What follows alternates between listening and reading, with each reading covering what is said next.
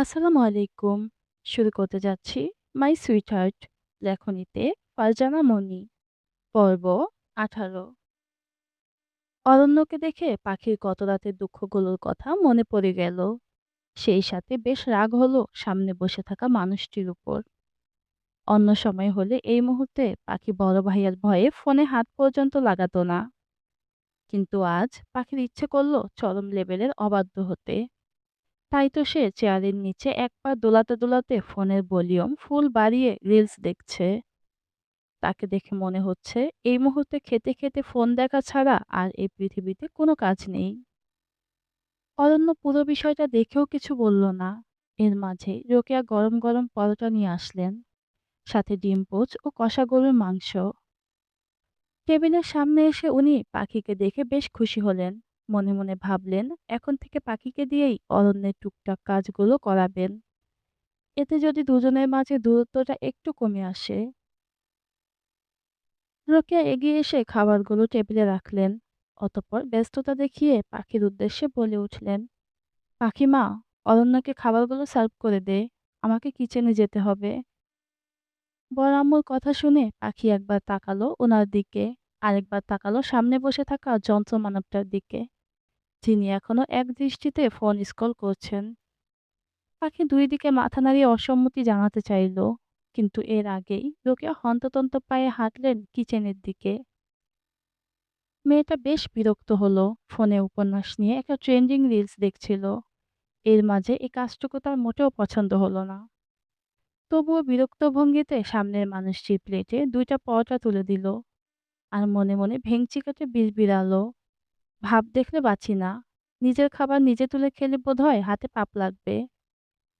কথাটুকু বলেই অন্যমনস্কভাবে পাখি একটা ছোট্ট বাটিতে মাংস তুলে দিতে চাইল, কিন্তু অনাকাঙ্ক্ষিতভাবে হাত লেগে মাংসের পুরো বাটিটি উল্টে পড়ল অরণ্যের গায়ে। মুহূর্তেই পুরো পরিবেশ যেন থমকে গেল। মেয়েটা ভয়ে ভয়ে সামনে তাকাতেই দেখলো লোকটা তপ্ত চোখে তাকিয়ে আছে। ওনার সাদা টি শার্টে তরকারির ঝোল লেগে একাকার অবস্থা। পাখি তো ছাড় কেঁদে বাঁচে অবস্থা। সে করুণ চোখে তাকালো অরণ্যের দিকে।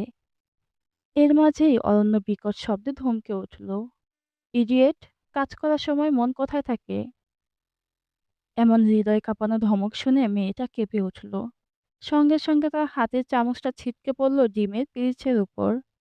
হঠাৎ করে ছিটকে গিয়ে চামচ পড়ায় কাঁচের পিরিচটা উল্টে গিয়ে অরণ্যের পায়ে পড়ে ভেঙে ঝনঝন শব্দে চারিদিকে ছড়িয়ে পড়ল।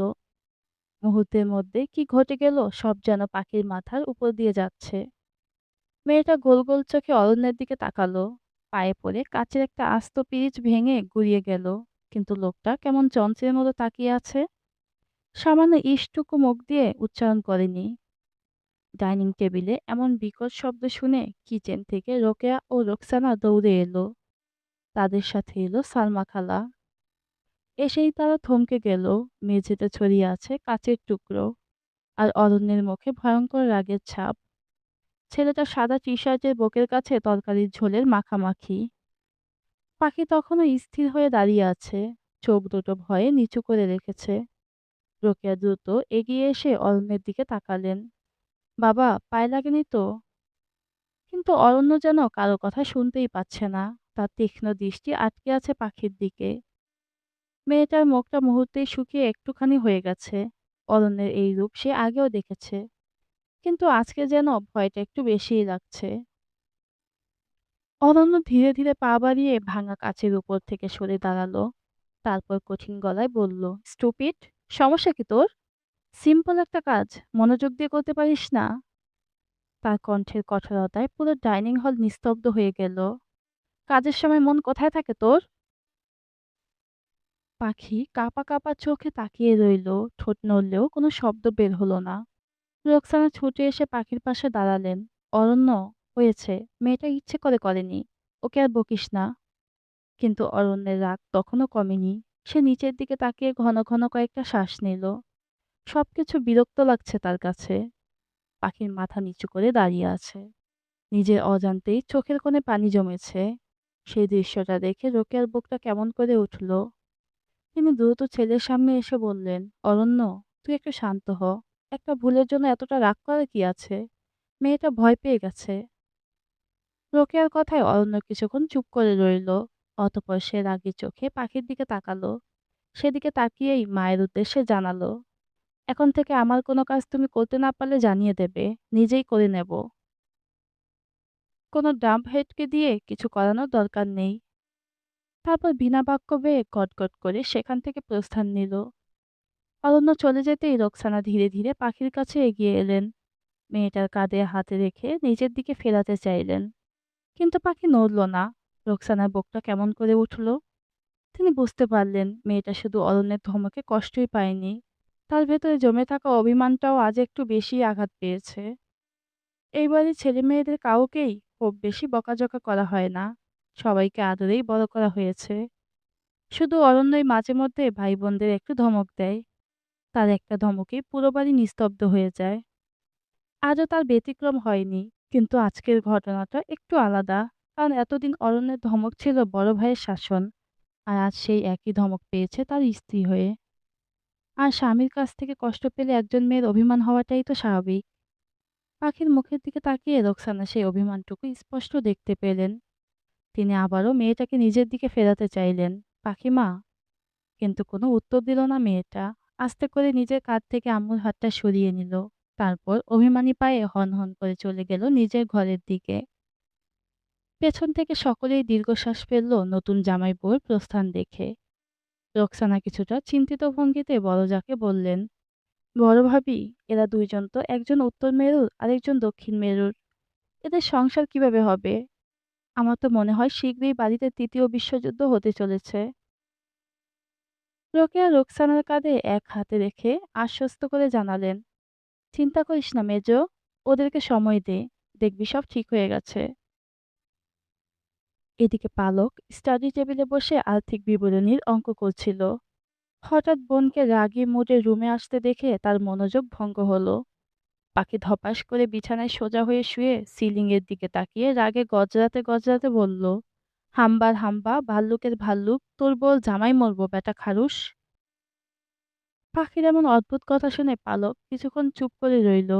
তারপর নিজের বইটা বন্ধ করে বোনের দিকে তাকালো। মেয়েটার মুখ দেখে বোঝা যাচ্ছে ভেতরে ভেতরে প্রচন্ড রাগ জমে আছে। চোখ মুখ শক্ত করে রেখেছে। পালক মুচকি হেসে বলল, তুই বড় ভাইয়াকে এসব বলছিস আপু? পাখি সঙ্গে সঙ্গে উঠে বসলো। চোখ বড় বড় করে তাকিয়ে বলল, বলেছি তো, 100 বার বলবো। মানুষটা দেখতে মানুষের মতো হলেও ব্যবহার পুরো জঙ্গলের ভাল্লুকের মতো। সবসময় মুখটা এমন করে রাখে যেন পৃথিবীর সবাই তার শত্রু। পালক ঠোঁট কামড়ে হাসি আটকানোর চেষ্টা করলো। কিন্তু আপু, সকাল সকাল তুই ভাইয়াকে বকছিস কেন? পাখি বিরক্ত চোখে তাকালো, অতঃপর একে একে সকল ঘটনা খুলে বলল। পালক হাসতে হাসতে চেয়ার থেকে পড়ে যাওয়ার অবস্থা। কিছুক্ষণ পর হাসি থামিয়ে বলল, তুই বকার কাজ করলে তোকে কি করবে? তাছাড়া ভাইয়া তো এমনই। এটা কি আজকে নতুন জানলি? পাখি চোখ ছোট ছোট করে তাকালো। পালক, তুই আমার বোন নাকি ওই খারুস লোকটার সাপোর্টার? আমি কারো সাপোর্টার না, শুধু বলছি ভুলটা তো তোরই ছিল। আমার নতুন দুলাভাই নির্দোষ। কথাটা শুনে পাখি থমকে গেল, তারপর বালিশটা তুলে পালকের দিকে ছুঁড়ে মারল। বাহ, আমার বোন হয়ে আমার পক্ষ না নিয়ে 2 দিনে দুলাভাইয়ের পক্ষ নিচ্ছিস? পালক হাসতে হাসতে বালিশটা ধরে ফেলল। নিতেই পারি, আফটার অল আমি তার ওয়ান অ্যান্ড অনলি শালিকা। পাখি মুখ ফুলিয়ে অন্যদিকে তাকালো। পালক এবার একটু নরম গলায় বলল, আরে আপু, রাগ করিস না। অরণ্য ভাইয়া এমনই, ছোট থেকে দেখছি। ভাইয়া তো আমাদের সবাইকেই বকে।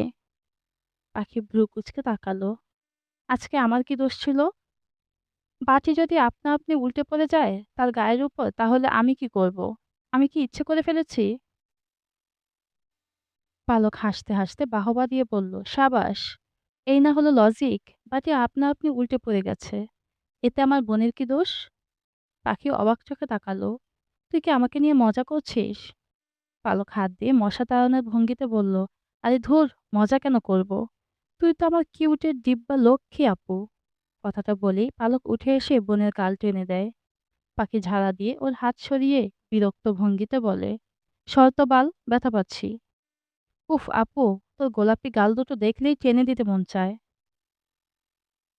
এবার পাখি পালকের মতো একই ভঙ্গিতে জবাব দিল, আর তোর সুন্দর চুলগুলো দেখলেই আমার টেনে ছিঁড়ে দিতে মন চায়।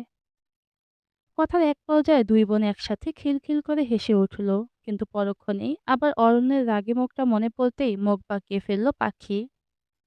পালক বোনের মুখ পাকানো দেখে আবারও হেসে ফেলল। আপু, তোর আর ভাইয়ার ঝগড়া দেখতে কিন্তু হেব্বি মজা হবে। পাখি চোখ ছোট করে বলল, মজা মাই ফুট। বেশি বাড়াবাড়ি করলে আমিও পাখি। আমিও ঠোঁট দিয়ে ঠোকর দিতে জানি। পালক হাসতে হাসতে মাথা নাড়ল। আচ্ছা, দেখি শেষ পর্যন্ত কে কাকে ঠোকর দেয়। পাখি আবার বিছানায় গিয়ে শুয়ে পড়ল। সকাল সকাল মেজাজটা তার গরম হয়ে গেল। আসসালামু আলাইকুম। গল্পটি আপনাদের কেমন লাগে অবশ্যই কমেন্টে জানিয়ে যাবেন। আর যারা আমার চ্যানেলে নতুন তারা সাবস্ক্রাইব করতে ভুলবেন না।